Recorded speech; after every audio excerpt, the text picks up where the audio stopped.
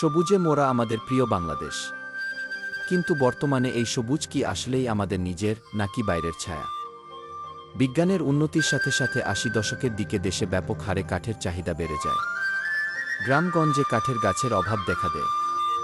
সে অভাব পূরণ করতে মানুষের চোখ যায় সরকারি বনভূমির দিকে। জুত পারমিট ও নানা কৌশলে বন নিধন করতে থাকে।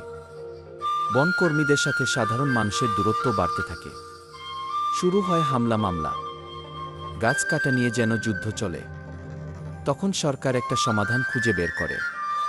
দ্রুত বর্ধনশীল বিদেশি গাছ এনে দেশে বনায়ন করে। মেহগনি, ম্যালজিয়াম, ইউক্যালিপটাস এই গাছ লাগানোর প্রচারে ঢেউ ওঠে।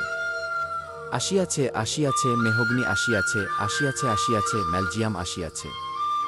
এই স্লোগানে গ্রামের মানুষ উৎসাহিত হয়।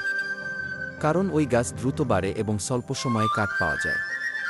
কিন্তু সে সময় কেউ কি ভেবেছিল এই গাছগুলো আমাদের মাটির উপযোগী কিনা? ইউক্যালিপটাস এমন গাছ যে গাছের কচি পাতা দিয়ে মোবাইলের ব্যাটারি চার্জ করা যায়। যে গাছে পাখি বাসা বাঁধে না এবং বসেও না।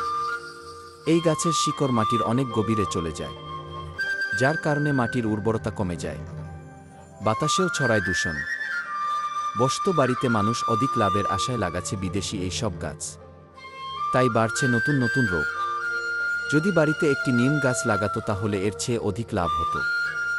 আজ আমরা গ্রামের দিকে তাকালে সবুজ দেখি, কিন্তু সেটি বিদেশি সবুজ। এই গাছের ছায়া নেই, নেই পাখির গান, নেই কোনো প্রাকৃতিক জীববৈচিত্র্য। এভাবে চলতে থাকলে একদিন হয়তোবা আমাদের শিশুরা ভুলে যাবে আম, কাঁঠাল, জাম, নিম, আমাদের দেশের বড় বড় কাঠের গাছ, গর্জন, চাপালিশ, করি, রাতা, গামারি ইত্যাদি গাছের কথা। এখন আর মানুষ সরকারি বনভূমির দিকে তাকাতে হয় না।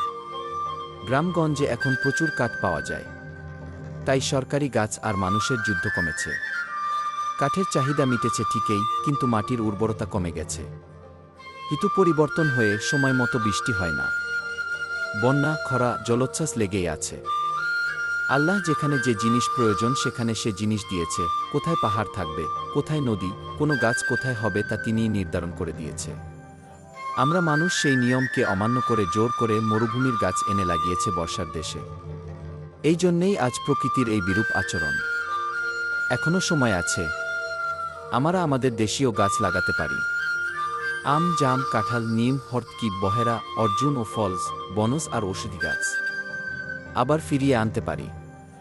বসত বাড়ির দক্ষিণ পাশে একটা নিম গাছ লাগান, উপকার পাবেন একটা MBBS ডাক্তারের। পোকামাকড়ের জন্য কীটনাশক চিটাতে হবে না, এমনিতে চলে যাবে।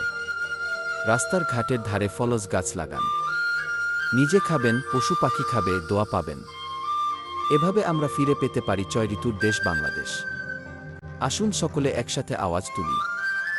দেশি গাছ লাগাই, পরিবেশ বাঁচাই।